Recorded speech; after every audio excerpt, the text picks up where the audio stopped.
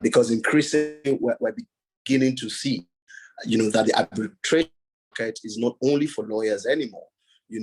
Non-lawyers are also encouraged to do more, particularly because of their needs.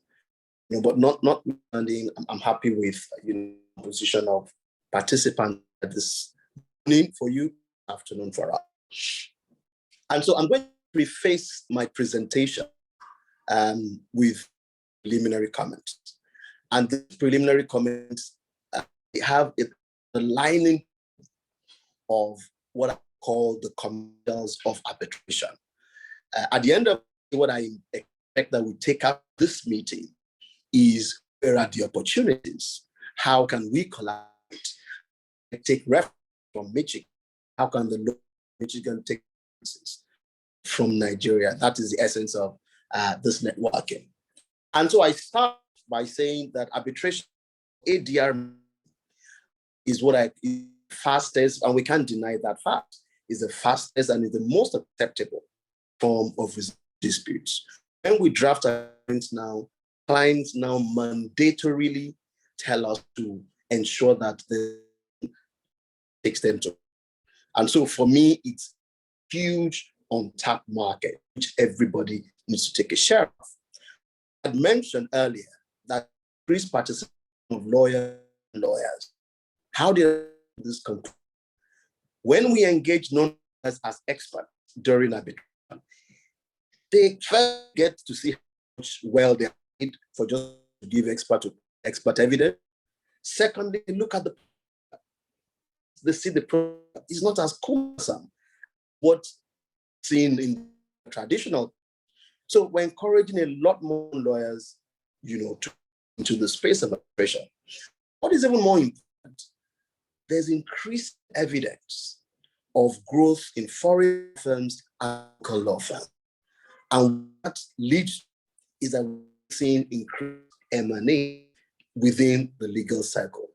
So you're seeing foreign firms merging with local firms. All of this is towards strategically turning yourself to be attractive to potential clients who want to go into arbitration. He wants a foreign firm, a local firm. Local firm who understands the local, foreign firm who understands the laws. Better can you team together? That is from what we are seeing. And ditto increase and local cross-border trade after is now the biggest that has ever happened in Africa. And so you can imagine how much transactions are to be already going there. Naturally, the consequence of that is how much disputes will be coming up. And so I think in January of last year, I was in Ghana with the president of the Nigerian Bar Association, and we had this conversation that our lawyers also trained to be arbitrators, to be mediators, particularly for the CFTA transactions. Not many people have thought about that. That's another huge market. I've said of all these mechanisms, arbitration and mediation, I would like us to focus on those two. Conciliation is not at all, but I think where real money is arbitration and mediation. And forgive me, I keep referring to where the real money is. I'm a commercial lawyer, and I do my work and I expect to get paid. All right. So I'll be focusing on Nigeria a bit more now. And there's nothing too different. So let me start by saying that there's too different from what you're familiar with about the Nigerian laws, maybe just some slight different. So Nigerian laws, it derives its, what I will call its legal foundation, two broad perspectives. First, when you look at it from the international law, is all on the ancestral laws, and indeed its rules, and the New York Convention when it comes to enforcement, recognition, and enforcement of foreign awards. And as far as local are concerned, is derived from a 1914 Act, in 1980, whilst we're under the military regime, and we transited an act in 1999. But that federal act is a law that governs the entire country when it comes to arbitration. And as good as that, there are some loopholes in the laws. And what they've done is specific individual components have taken advantage of the loops in the Federal Act, now enact their own state laws. So, for example, my headquarters is in the commercial capital of Nigeria, which is Lagos. And in Lagos State, we have the Lagos State Arbitration Law of 2009. And one significant point about this act is that whereas the Federal Act does not make provision for the appointment of an arbitrator, so we've had that argument several times, that look, the law does not make provision for a sole arbitrator, or the contract neither made provision for sole arbitrator. Where is that coming from? That has been addressed, by some of the state laws, particularly the state where I am speaking from, which is Lagos. Following suit, a number of other states have, enacted their own state arbitration laws. So states can now regulate. Regulate is not a right word, because again, we're strongly advocating against, state regulation of arbitration. It's a private proceedings, and we will always want to leave it private proceedings. Right. My focus will be who are the parties to arbitration, parties that you are all familiar with. But I thought to just draw one or two or three, sometimes we may overlook, and which we've seen here in Nigeria is gone to court, been tested. And so when those opportunities they come, we're able to deal with them. The first, infant. So usually you're told an infant in the eyes of the law cannot be. So that is not correct anymore. It is a contract that relates to the supply of accessories or a reasonable contract of service. That infant is a beneficiary. That infant can be a necessary party, in that arbitration, of course, with the guardian. Second, very important, to an arbitration is a person of unsound mind. And again, this category of people have constantly been left out, of this process. But that has also been resolved. So once there's an evidence that this fellow mentary soundness, that again, and once we show evidence that whatever or error was within that period, that sort of person can be a party in an arbitration. Then I have corporations and I have guarantor sureties. But the more important one is the state. And I've emphasized it because we've had that challenge here in Nigeria, and quite often. So you've seen situations where the state government actively engages a contractor or a state party. And Elliot, when he was introducing me, I did mention, correctly so, that I also play in the oil and gas industry. The first set of 93 PSCs in Nigeria, PSCs, by the way, are professional sharing. We were my law, took a number of them. And one of the first challenges we had was that the contracts were signed by the local oil company, the NO.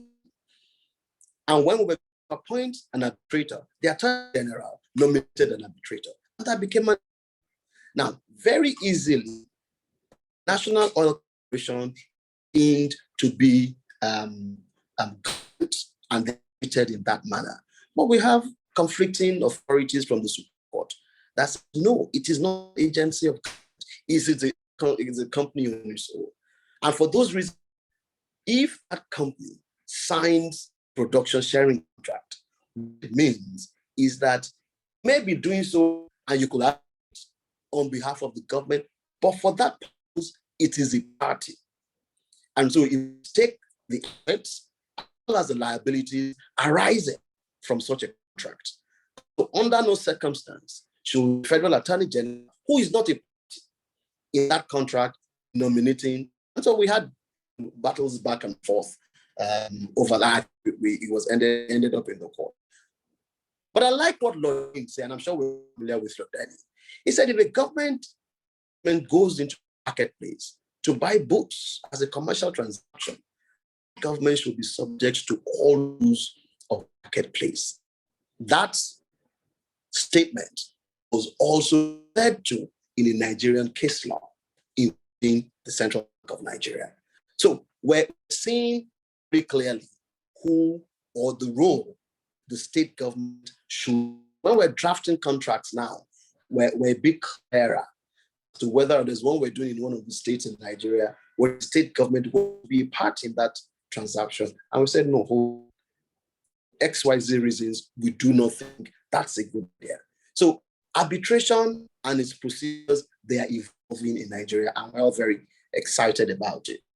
Now, do those introduce new matters, either arbitratable or unarbitratable? Yes, they do.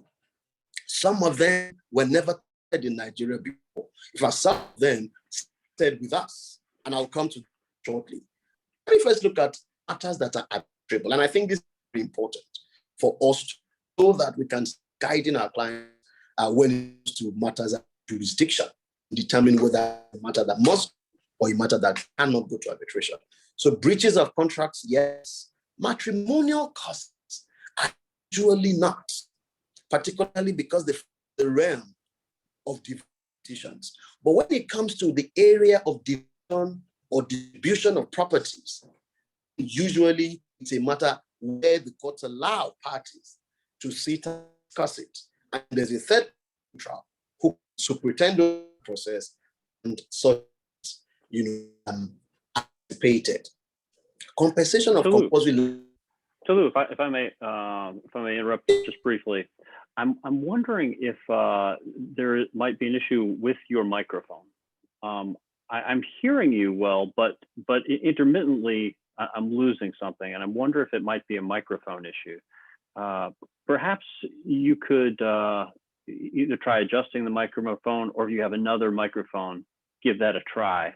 I think that's worth a try. We're losing enough that I'm concerned that not every point is coming through. Do you have a way to adjust the microphone, or? Well, definitely not from where I am sitting from. How is this? How is audio? Is it better? It's sometimes good, but it intermittently drops off, and I'm wondering if it's a microphone issue. I think it's a network issue in microphone. Okay. And I think I'm using a better network now. Okay. Which in itself, it creates another opportunity for us to start looking for a better network, Yes. Okay. So, I am still not as audible.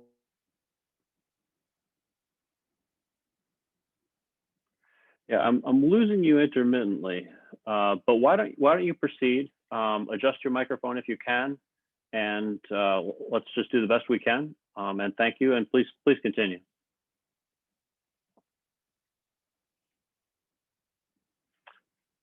We may have lost Mr. Aderemi.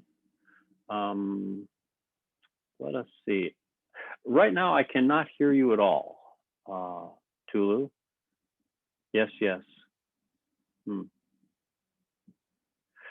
Well, I think what we'll do, Tolu, since I cannot hear you at all now, I think Tolu is going to try and reconnect. Let's do this. Let's turn the baton over to Davidson Kanakanda. Davidson, I think that, yeah, in the interest of continuing, well, let's give the floor to you, and why don't you go ahead, and we'll wait to see if Tolu can resolve the problems on that side, because we cannot hear him at all at this moment. So Davidson, why don't you go ahead, and we'll wait to see if Tolu can make any adjustments. Davidson, that's welcome. fine, Elliot. Let me try to share my screen.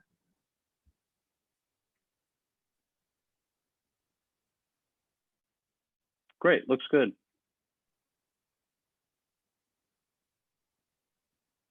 I see your screen. You can see my screen? I do. I see your browser, and now I see a PowerPoint presentation, the role of the courts. Oh, excellent. Thank you very much for this opportunity. I greatly appreciate it. I'm just going to talk about ADR in Zimbabwe with special emphasis on arbitration. Let me start by saying that well before colonization, we already had in Zimbabwe our own traditional ways of resolving disputes. You find in Zimbabwe 4 main types of ADR, which are adjudication, arbitration, conciliation, and mediation. But out of these, the most prominent is arbitration. And our common law is primarily the Roman Dutch law, as modified by subsequent legislation.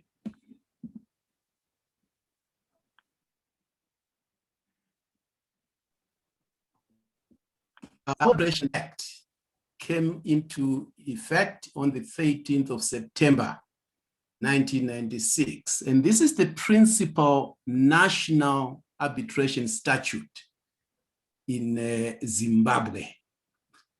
Zimbabwe happens to have been the 5th country in Africa to adopt the UNCITRAL model law. Nigeria was in fact the first. And you'll be interested to know that there are about 12 countries in Africa that have adopted the UNCITRAL model law. So this means then that on the 13th of September this year, Zimbabwe will be celebrating its silver jubilee on the promulgation of the Arbitration Act. Now, through Section 2 of the Arbitration Act, Zimbabwe had modifications, the 1985 UNCITRAL model law, and included it as a schedule to the Act. Now, our Arbitration Act applies to both domestic and international arbitration. It also applies to labor and commercial arbitration. What are the arbitrable matters in Zimbabwe? This is in Section 4.1 of the Act, which provides that any dispute which the parties have agreed to submit to arbitration may be determined by arbitration. Now, in agreement, there are some matters that are not capable of determination by arbitration. These are set out in Section 4.2 of the Act. An agreement that is contrary to public policy. A dispute in terms of any law may not be determined by arbitration. A criminal matter, a matrimonial cause, unless the High Court has granted leave for it to be determined by arbitration. A matter affecting the interests of a minor or an individual under a legal disability, unless again the High Court has granted leave for it to be determined by arbitration. And then you also find in the Act as it stands that it includes matters concerning a contract as defined in the Consumer Contracts Act, unless the consumer has by separate agreement agreed thereto. The interesting thing there is that position has in fact been amended, although it is still sitting in our legislation, in our Arbitration Act. There is a new act called the Consumer Protection Act, which has repealed the Consumer Contracts Act and made consumer disputes arbitrable. So our Arbitration Act is lagging behind in that regard. We got not less than 20 acts of parliament that provide for arbitration, the resolution of disputes by arbitration. And I have set these out in my presentation. I need not go through them. We have two arbitration or arbitral institutions in Zimbabwe. The first one was in 1995, and this is the leading and most popular of the two. It's called the Commercial Arbitration Center, Harare. The second one was established in 2013 by a retired judge, Moses Hungwe Chinengo, which is called the African Institute of Mediation and Arbitration. Now, both institutions are situated in Harare, and both of them do not provide any training. They also do not have conference facilities. Now, parties are free to agree on the procedure that they want to adopt in their arbitration proceedings. Now, let's have a quick look at the role of our courts in arbitration. Act 5 of model law provides the matters governed by this model law, no court shall intervene except where so provided in this model law. So our courts generally do not interfere with arbitration matters except in a few limited circumstances. The role of our courts includes supervising and supporting arbitrations, granting leave in respect of non-arbitrable matters, Section 2 of the Act. In some cases where the parties failed to agree on the appointment of an arbitrator, and there is no mechanism for the appointment of the arbitrator in the agreement, the courts, the High Court ends up appointing the arbitrators or an institution to appoint the arbitrators. The courts also stay proceedings where there is an arbitration agreement and one of the disputants decides to take litigation route, and the other party then raises the point bound by this arbitration clause, then the court may stay proceedings. The courts also grant interim measures of protection. They register arbitral awards. They set aside awards in limited circumstances outlined in Article 34 of model law. There doesn't seem to have been any reported decision in which our High Court has refused to recognize or enforce a foreign arbitral award. International conventions, well, our Constitution provides that the state must ensure that all international conventions, treaties, and agreements to which Zimbabwe is a party are incorporated into domestic law. So customary international law is part of the law of Zimbabwe, unless it is inconsistent with the Constitution.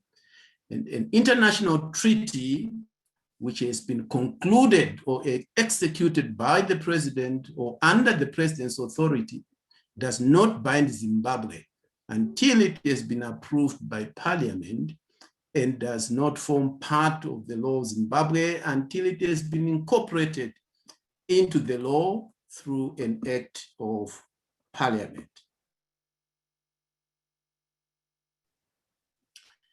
When entering legislation, every court and tribunal must adopt any reasonable interpretation of the legislation that is consistent with any international convention, treaty or agreement which is binding on Zimbabwe in preference to an alternative interpretation inconsistent with that convention, treaty or agreement.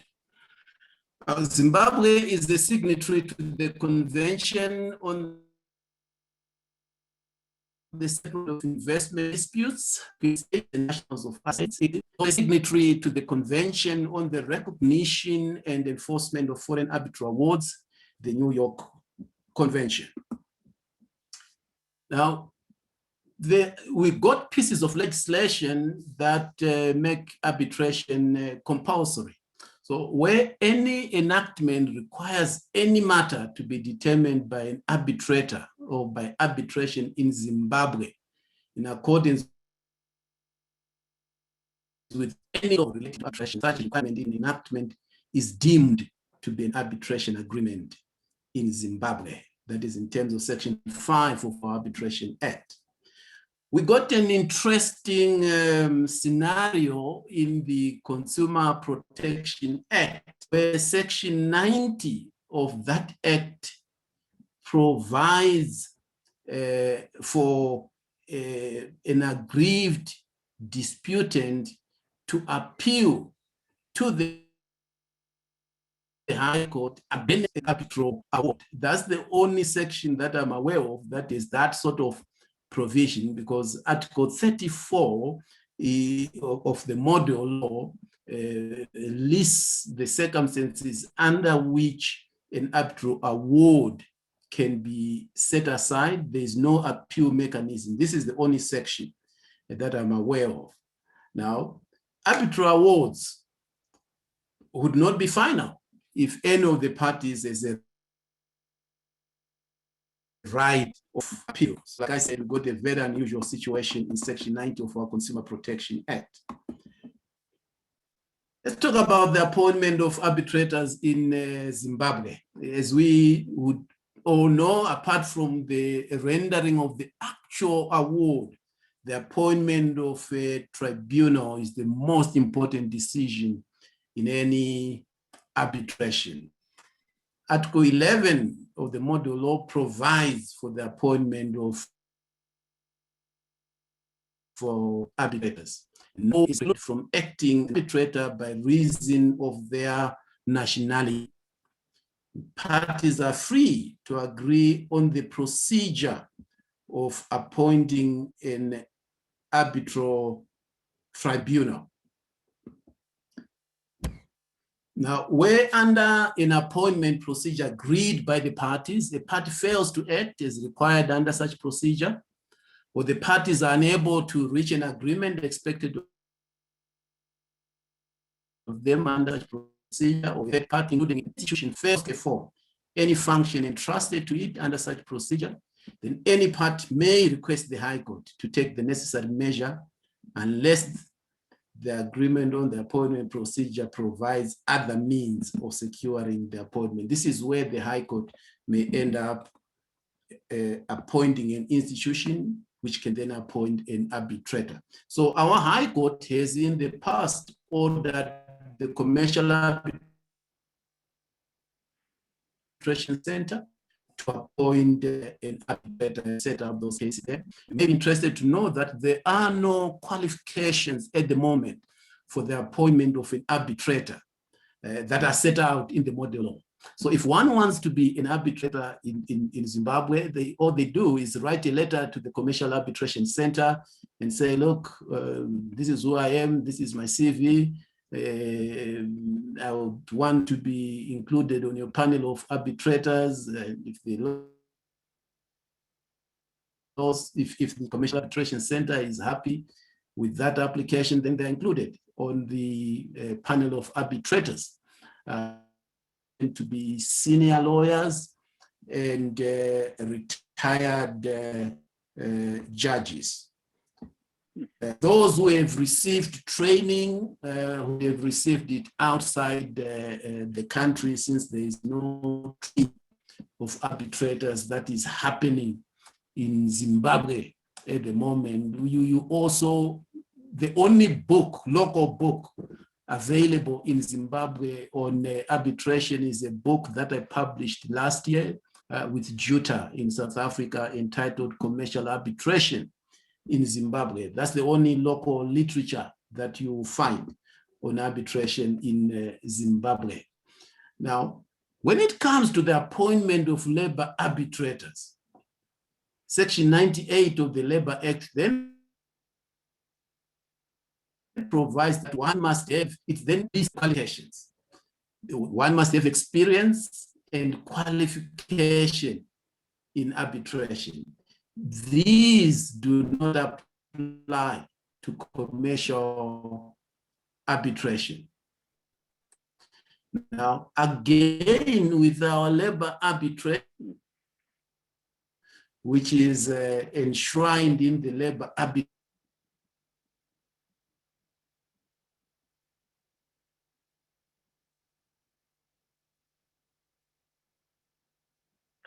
Davidson, we appear to have lost your audio and maybe your video as well. So I think, yeah, Davidson, Davidson, you're muted at this moment. Let's do this. Yeah, Davidson, great, good. So you're coming through fairly well. If you can finish up your prepared comments in about 5 minutes, I would like to turn the baton back over to Tolu to finish his prepared comments, and then I would like to leave some time to address questions from the audience, of which there are several. So if you can finish your comments in 5 minutes or so, that'd be great. Please continue. Oh, sure. Let me try and do that.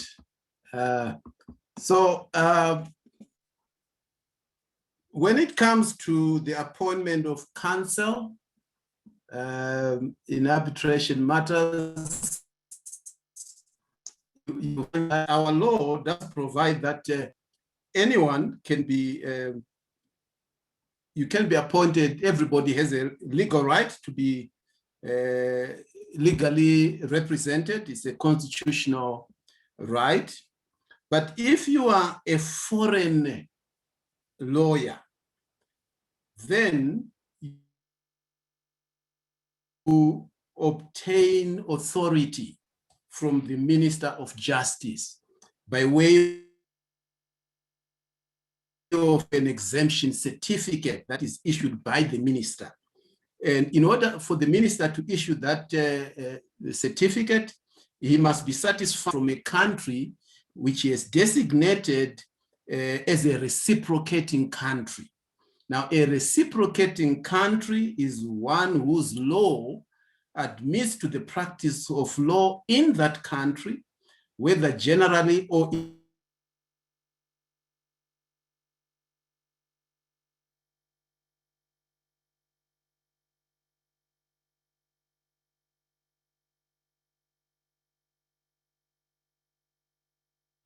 been thrown off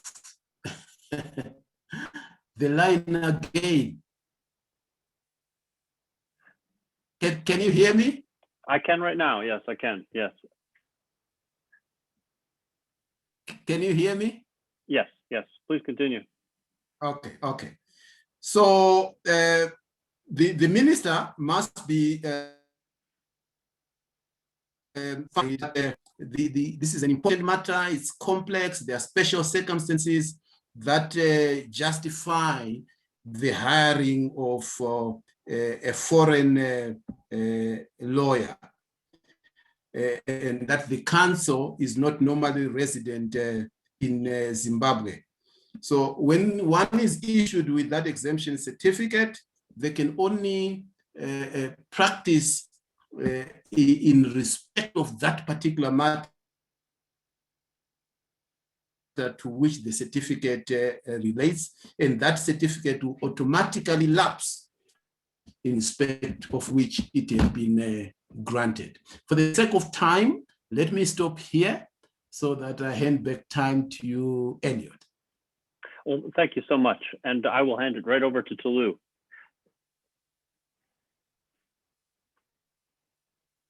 Thank you, Elliot.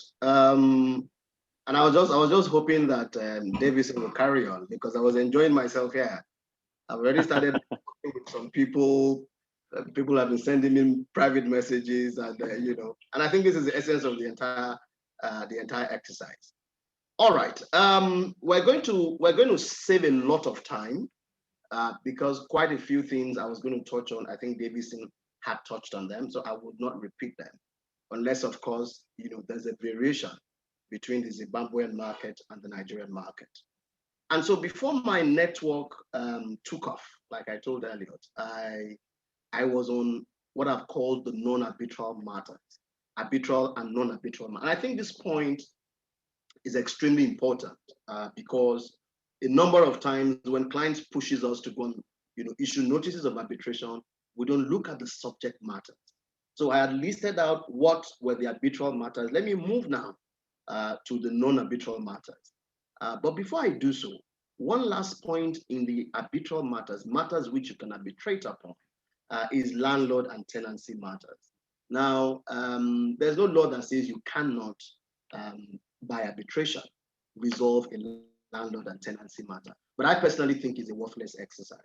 When you look at a landlord and a tenant, there's only one possible or two possible types of dispute. Either the landlord wants the tenant out of the premises, or the tenant does not want to leave the premises. I don't need to go to arbitration to resolve that because the tribunal does not possess the coercive powers to get that tenant out of the property. So really and truly, I've always advocated that we should do those sort of things by the court. And I say this because there are a number of matters that can only be resolved by court. And so I move on to non-arbitral matters. Like Davidson said, criminal matters are non-arbitrable, except for plea bargaining.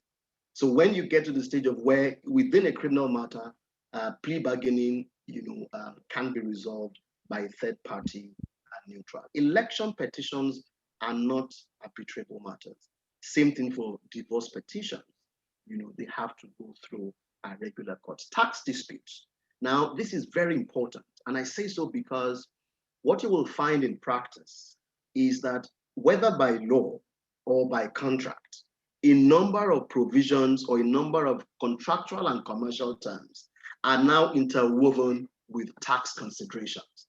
So take, for example, the Deep Offshore and Inland Basin Production Sharing Contract Act in Nigeria. Its Section 4 provides for the allowance of investment tax credits. Now, that is huge dollar for dollar payment into the pocket of the contractor. And this is the only place where that tax provision is made. And so therefore, it becomes very easy for you to think that question of tax is by law, but you also find it in the PSCs. In fact, in the PSCs, the methodology by which the taxes are distributed, by which the taxes are paid, by which tax receipts are issued, are all in the production sharing contract. So it's easy for you to fall into that error that the contract also makes provision, for tax liabilities. So in one of the arbitrations we handled, which was in the oil and gas, the claimant thought or put up a very commendable, strong argument that those tax matters were matters within the jurisdiction of the tribunal. When you look at them very carefully, you must do what we call a surgical analysis of, a case by case or a clause by clause of the PSC, and you will see that they all have consequential effects on the tax. The tax is a revenue of government, and therefore different tribunals can come to different conclusions in respect of the same revenue of government. I know government wants to do that. Anyway, so that's why tax disputes or tax matters, are non-arbitrable matters. We were in court for several years, all the way to the Supreme Court, and I must say it was an exercise that we did enjoy. All right, let me move on very quickly to party representation. I will not skip this because I think it's very important. Davidson had talked about who qualifies to be an arbitrator. And I look at them from two angles, whether as an arbitrator or as counsel. And so everybody on this platform this afternoon, you're looking at either of those two options. Can I become an arbitrator in the state of Michigan? Can I become an arbitrator in Nigeria? You need to know whether you can sit in the role of an arbitrator, and if you have a legal background or you have a legal qualification, whether you can sit as counsel. Those presents two opportunities. So for an arbitrator, the contract can nominate you by agreement of parties. But we've also seen situations or instances where the parties have inserted into the contract a provision for an institutional appointment in the unlikely event that the parties are unable to agree, on appointment. So you have entities like the LC, the Lagos Court of Arbitration, the Regional Center for International Commercial Arbitration, can appoint you as an arbitrator. Even where the parties did not make provision for that in their contract, they can, by submission agreement, also appoint you. And in some cases, the statute can appoint you. But how can you be a counsel in arbitration? I can sit in Nigeria, I can be from Nigeria, or my office can be in Nigeria, and I've had arbitrations around the world, in Australia, everywhere, and I'm not from those jurisdictions. So what are the nuances, the legal nuances that we must know? In Nigeria, yes, the contract can also. So what is built around all of this is what I call the party autonomy, which is why arbitration is attractive to many people. But hey, there's a small challenge. And what is that challenge? That challenge is, by the Arbitration Act, that a representative or a counsel of a party in an arbitration must be a legal practitioner. That's in Article 4 of the Arbitration Act, first schedule. And so we had an arbitration before where an objection was raised that a foreigner, there was a counsel on the other side from London, and the argument was successful because we went to look at the definition of who a legal practitioner is. It says a legal practitioner of choice. And so you now have to go back to the Legal Practitioners Act to go and look at the definition of who a legal practitioner is. And it says it must be a man or woman called to the Nigerian bar. So that was a major setback for us in the arbitration community. This was a time when we're looking forward to making Nigeria an arbitration hub. That provision was going to militate against it. So the way we've gone around, and in the UK, they went around it. So if you go and look at the UK Arbitration Act, what it says is a legal representation or representative of choice. And so you could appoint anybody, not necessarily. So I could be appointed counsel in an arbitration under English laws. I will only decline because I'm not trained to interpret English laws. So that was a setback for us. But the way we've not gone around it, and as a matter of practice, and this is what we do constantly, once there's a challenge, we all sit together, we think about it, and we need to work around it one way or the other. So we still collaborate with foreign lawyers because we have to anyway. When you talk of certain skills, those skills are not here. And so you must collaborate with some of our foreign partners. So when we go to hearings, the first thing we do is that you seek the tribunal's permission to let them know, look, I have my colleagues from XYZ law firm, from XYZ countries, they are consultants, and I trust the other party is happy with it. So it's an application that you make. And usually because it's the same community, we all know what the challenge is. We get the other party to either agree or raise objections. Most times objections are not raised, and then the tribunal will allow it. So that's how we've been able to get around that. I have here rights and obligation of the parties. Gentlemen, I will skip a number of this because of my time and because of your time. But let me quickly touch on the powers of the tribunal. I think David taught, and I'll run through them very quickly. So there are general powers, those contained in the Act. General powers, those contained in the laws governing the arbitration procedure, which is the lex arbitra, and then the laws governing the agreement itself. But there are some specific powers which I think cut across board, but I think, I must mention it because we have it here in Nigeria. It's competence.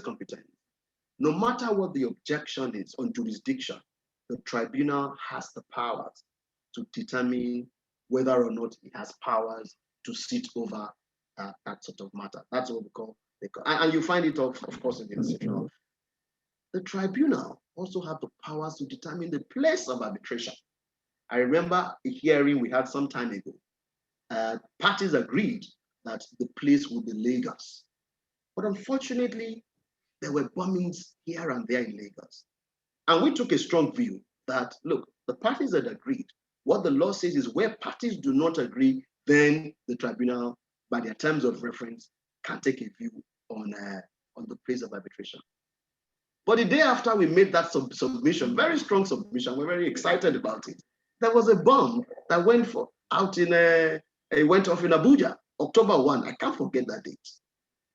And then the Kaplan, of course, I can mention his name here because he just wrote to parties, gentlemen, I hope you still maintain your view that Nigeria is the safest place to hold. Of course, we couldn't see anything. And the man took us to Australia. So the tribunal can decide, the place of arbitration. Same thing for language.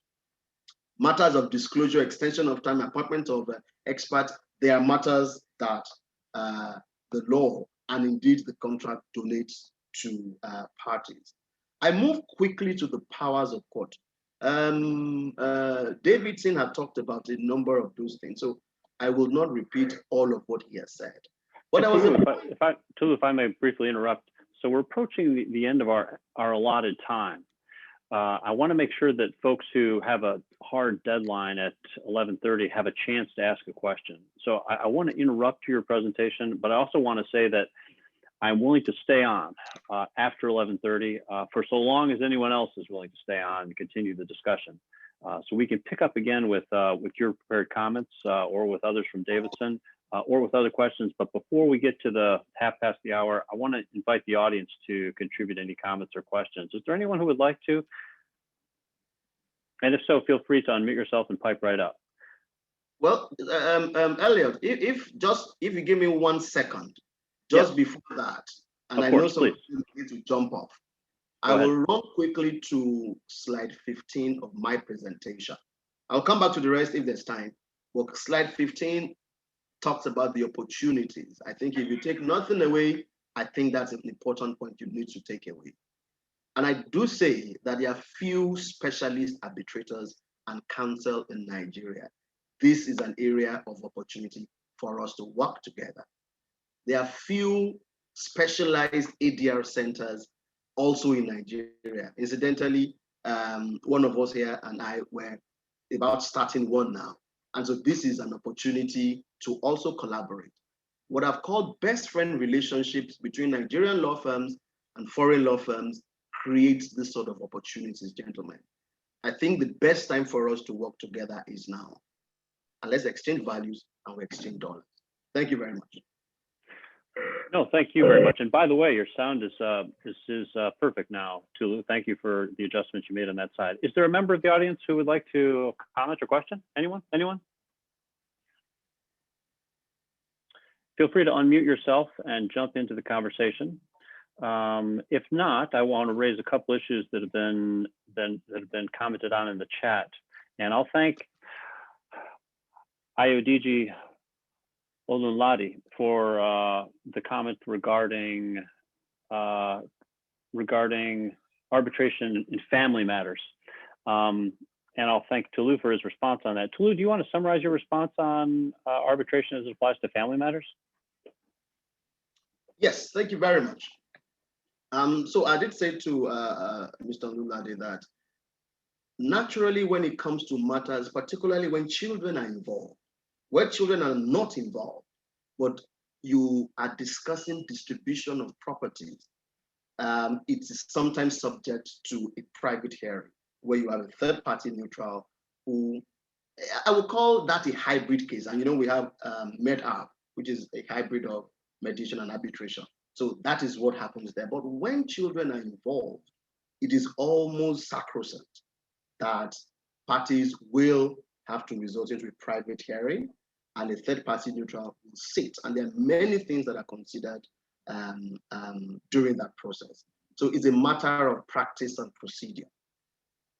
Thank you, Tolu. And Davidson, I'd like to give you a moment to comment on this matter as well.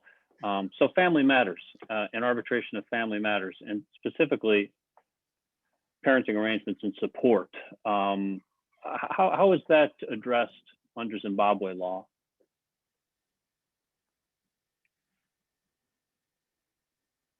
Davidson, you're on mute, but I would like you to comment on that if you care to. Do you want to comment? You're still muted. There you are. Okay.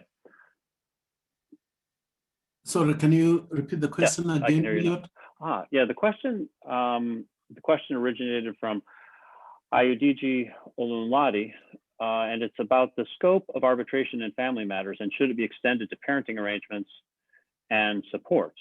So how is arbitration, how does it deal with family matters under Zimbabwe law? And is there anything you would like to say in response to that question? Yes, family matters are not arbitrable in Zimbabwe without the leave of the High Court. This is one area where there is actually information which we also are not using much of at the moment, save in very few instances like labor matters. Our new Companies Act does provide for mediation, but there is a lot of scope for mediation in family matters. Unfortunately, mediation hasn't really taken off in Zimbabwe. So we still have a long way to go in that regard. Thank you for those comments, Davidson. And so another question that occurs to me as I hear about the arbitration systems in both Nigeria and Zimbabwe, one thing that I like about those systems is flexibility. It sounds like there is a desire to be inclusive, to permit people to apply to be arbiters without fixed qualifications, but to let it be discretionary, discretionary of the overseeing board, and I like that idea. Tell me about the other part of that. The other side of that question, I think, is consistency. So flexibility, consistency, flexibility, good, consistency, good, and I see there being perhaps a trade-off there. How does that play out in effect in those two jurisdictions? And Tolu, maybe I'll go with you first. Does flexibility affect consistency or not? That's just hypothetical. The simple answer to that is flexibility and consistency. They do go together.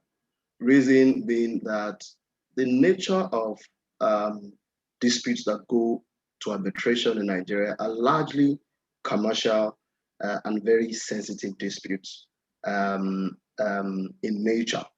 And so what it means is that from time to time, you always need to have expert partners or expert opinions in respect of some of these disputes. And so the structure we have here is I am allowed to work with anybody as counsel.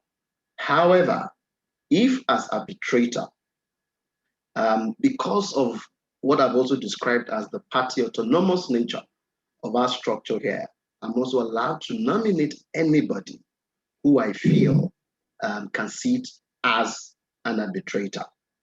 Now, as counsel, I had mentioned the challenge we have, with the definition of who a legal practitioner is. But even at that, we have successfully been able to work around it as a matter of practice and procedure, seeking the other side's consent and getting a tribunal to rule over that application. So I think for us, we have no choice at all about this. The nature of matters are so complex and so technical, that even before you submit your pleadings, you need an expert opinion on it. And so clearly, from time to time, we find ourselves in positions where we need to collaborate with experts, foreign experts for that matter.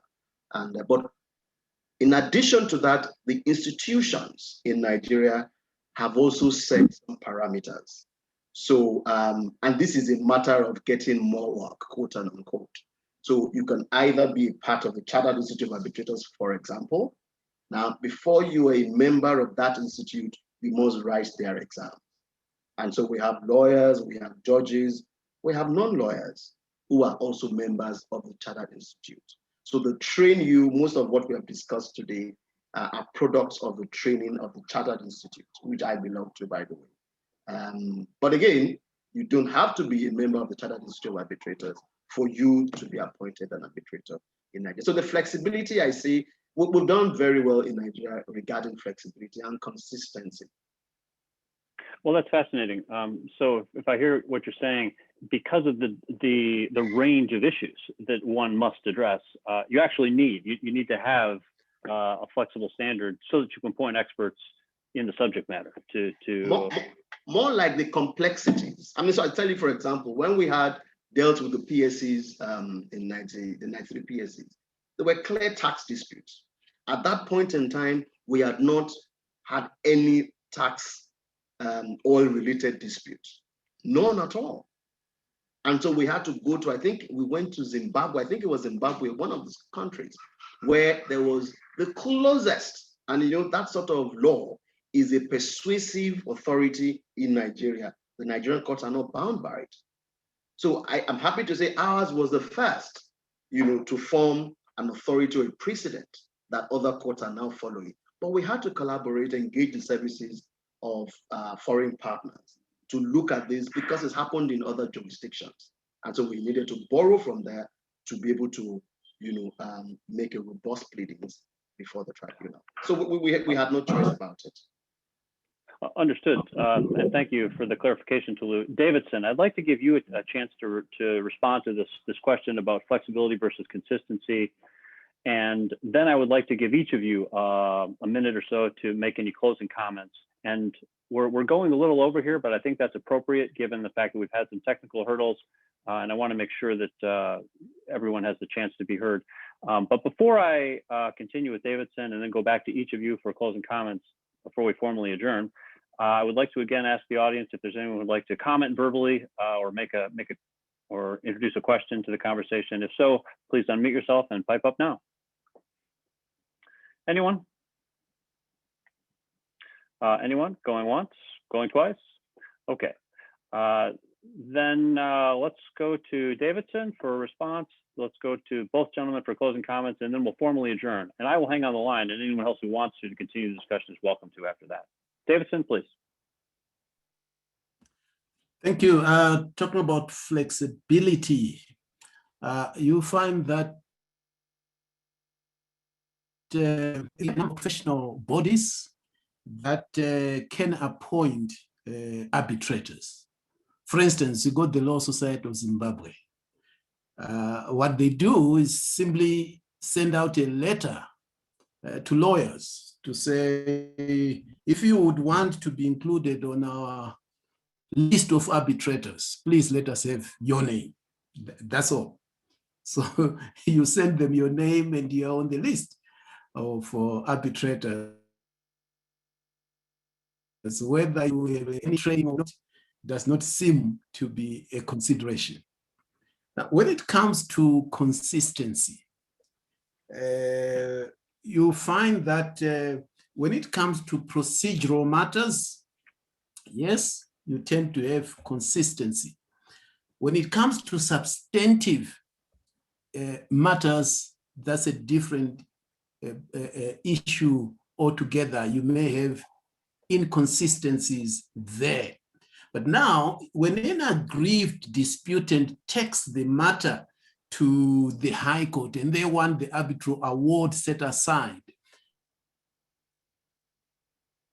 there's a strategy there. Your application must fall within the parameters of Article 34 of the model law.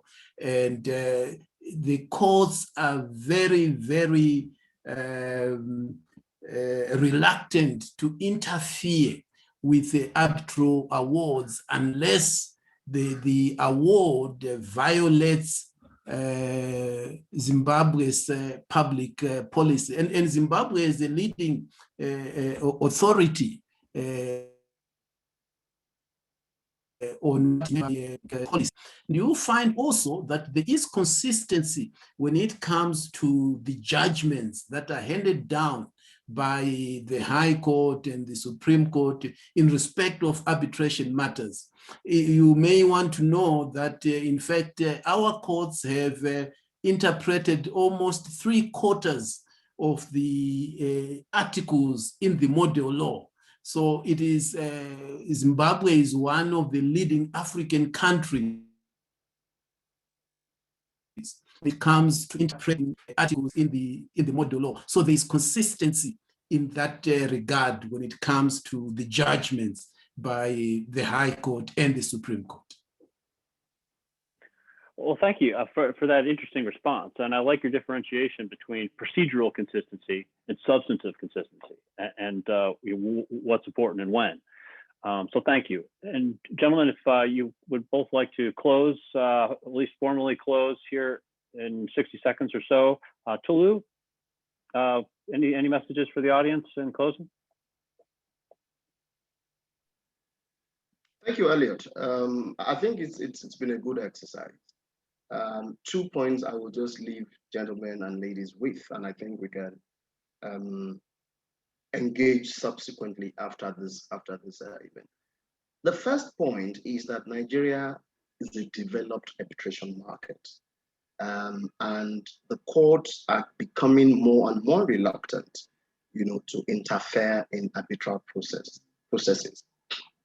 They can intervene, but they only also intervene in matters or in areas that are not covered by the Arbitration Act, such as where you have a tax dispute. So I like to reiterate that confidence in everyone, that Nigeria is a market where arbitration is thriving, arbitration is growing, and the courts respect arbitral awards.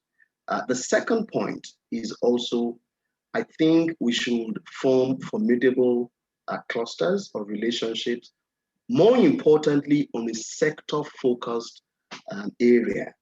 I think for me, how we can exchange transactions or we can exchange opportunities are on a sector-by-sector basis. Nobody will collaborate with a general practitioner.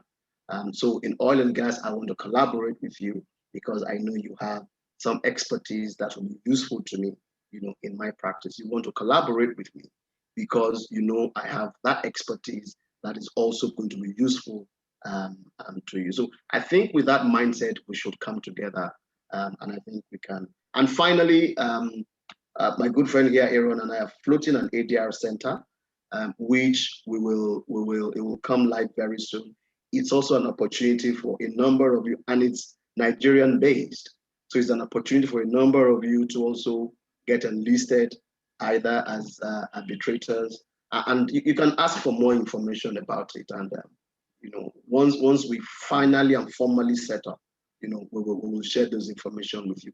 It's also a good entry point into the Nigerian market. Thank you, gentlemen. Thank you, Tolu. And Davidson, closing comments? Elliot, a big thank you to you for this wonderful opportunity. A big thank you to Aaron as well. It has been my pleasure having this conversation. It's my prayer that this is the beginning of a long-term and fruitful relationship. So I look forward to more interaction with yourselves. Once again, thank you. I appreciate it. And thank you. And thank you to both of you. So COVID-19 has really presented this silver lining, which is this opportunity to connect with folks around the world, which I just hazard a guess would not have happened last year. But this year we're privileged to have speakers such as Mr. Aderemi, Mr. Kanakanga, and to hear something about the practice of law in places that are very far from West Michigan. So it's a real privilege for me personally, and I'm speaking on behalf of the section, to hear something about how disputes are resolved elsewhere in the world. I would like to ask you if you would mind sharing your slides, and you can simply, if you don't mind sharing your slides, please send them to me. by email, and I'll distribute them to the section with your permission. So whatever you want distributed to the section, please feel free to send it to me. With that, I will thank both of you, and also perhaps provide your contact information, and I'll send that to the section as well. That way, if anyone wants to reach out in response to this, they'll have the ability to do so. Any final words from the audience? From Aaron, personally? Aaron, is there anything you would like to say? I just wanted to thank the speakers and you for putting together an excellent program. Well, I'm going to redirect the thanks to you for actually pulling it together. So I'm merely a figurehead here. And so thanks for your work, Aaron, and reaching out to Tolu and Davidson and making this happen. So thanks to all. I'll hang on the line here if there's any questions or further discussion. But it's been a real pleasure to interact with all of you. Thank you, and take care.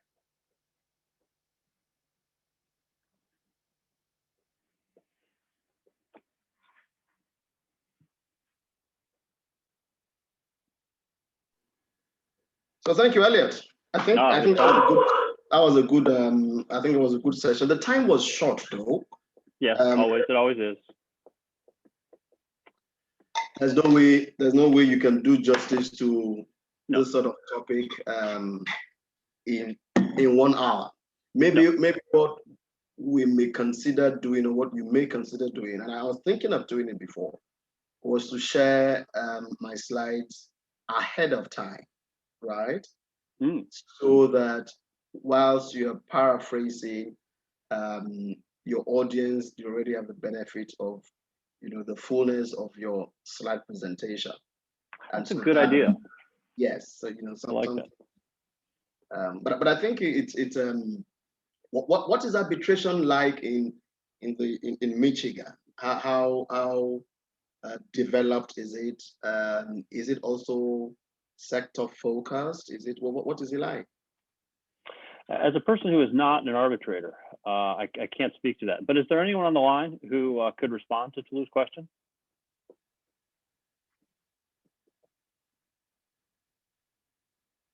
Yeah, so I'm not a member of the ADR section, and I don't do much dispute resolution. So my practice focuses mainly on civil law, contractual law.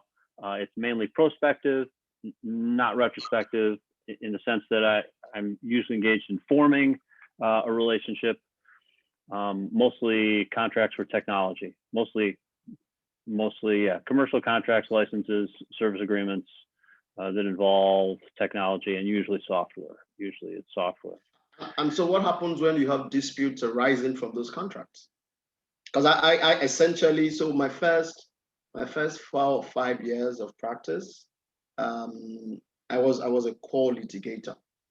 I was going to the court every day. But later I switched to being a solicitor. And so I was doing a lot of contracting, negotiations, etc. But what I've also found out is in the course of my work, disputes would or do spring up. And when they spring up, rather than send it to another department within my firm, there are matters that I can take up myself because I also understand it better. When you draft a contract, you're obviously going to be far more knowledgeable than someone who's just reading a contract to be able to draft pleadings. So now I find myself, I still go to court, but not as often as I really would love to. So probably in a quarter, maybe once, even if I'm lucky. But what takes me to court are matters arising from commercial transactions that I'm a solicitor in. So that's how I've found myself, back in court. And even indeed arbitration, of course, arbitration, they all come from any angle. But even litigation, I still do some arising from commercial disputes. Well, one thing I can let you know is that Dave Davidson commented on mediation. Court-ordered mediation is common in Michigan. It's widely used by judges in Michigan for all kinds of disputes, but commercial disputes in particular. So to be ordered to mediation in advance of litigation, and often mediation will resolve it. So mediation will result in settlement in the vast majority of commercial cases here. And those mediators are, there's usually a panel. There's a panel of 3. They're appointed. I'm not sure what the appointment system is, but I think they do have to have some, there's some experience requirements. They have to practice for more than a certain number of years, and I think have experience in the subject matter as well, as Davidson alluded to. And so yeah. mediation awards, are they entered as judgments of the court such as it becomes binding on the parties? That is a good question. Because in Nigeria, that's what happens. Well, I think this is true. I think that whatever the mediator comes, I think the parties write up a settlement that is then certified by the court. I think the court certifies the parties' agreement, whatever that is. I do think one interesting feature of mediation is that the mediators will recommend an award. They'll say, okay, we think this amount of money is compensatory. And there is some penalty for not accepting that. If you don't accept the mediator's agreement and you go to court, and I would have to review those rules, but there is some disincentive to rejecting the mediation panel's opinion.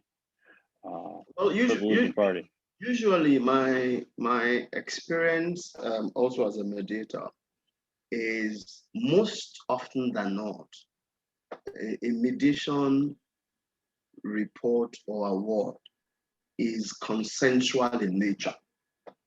And so it's almost unlikely, that you will have a mediation report and one of the parties will renege. Because what the mediator or the mediators would have done was to evaluate the strengths and weaknesses of the respective cases and come up with an agreement or an agreed position. But what we've also done in Lagos is that, so we've amended the rules in such a manner that if there's no consensus, then the parties are sent back to the court and then they go through full-blown trial.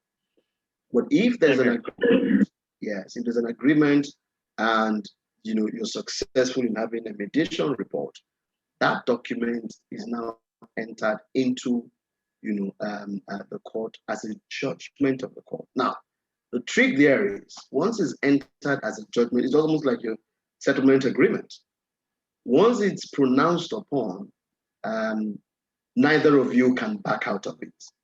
If one party does not comply with it, then the other party can file a Form 48 and 49, which is committal to prison, because that's disobedience of a court order. So that was, what I found to be ingenious, that was introduced, into our mediation practice, that now more or less compels. So what you find, sometimes people won't just bother with mediation. That look, you know what, let me just stay with arbitration. I'd rather do arbitration than go for mediation, because sometimes the mediation is almost as if you're back. The consequence of it is as if you're back in court. But there are different conspiracy theories about the potency or otherwise of mediation. Well, Elliot, let me thank you very much. I need to run. I'm going to share my slide. I'm going to share my slides with you. The last page of my presentation, it contains all my details. So the emails and the contact telephone numbers. And then please, if anybody who has any question, which we were unable to address here, I think let them feel free to share those questions. I will treat all of them. May I share your email address then, which is probably in those slides? Oh yes, my email address, my contact telephone number, everything is there. All right, will do. It's been a pleasure, Tolu. Very nice to meet you. Same here, and I'm hoping that we will get to do a lot more together. I might drag you into speaking at one of my platforms. I'm also the training committee chairman of the Nigerian Bar Association. So really? I do trainings for all the lawyers annually. Well, You know, that's so- a big responsibility. Well, it's I tough for sympathize. me on work. Yes, You no know, doubt. But we'll so what I can do, so there's a technical part of it and there's a soft skill part of the trading. So maybe later today I could share my calendar with you, look at it and see whether there's any area you think you have expertise in, or you can recommend someone who can speak on it for me. Okay, happy to do so. Thank you, Tolu. Excellent. Is Aaron still here or is gone? I think Aaron is gone. Yep, I think Aaron took All right. off. Thank you, Elliot. I'll chat with you later. Take care, everyone. And I'll close the meeting now as well.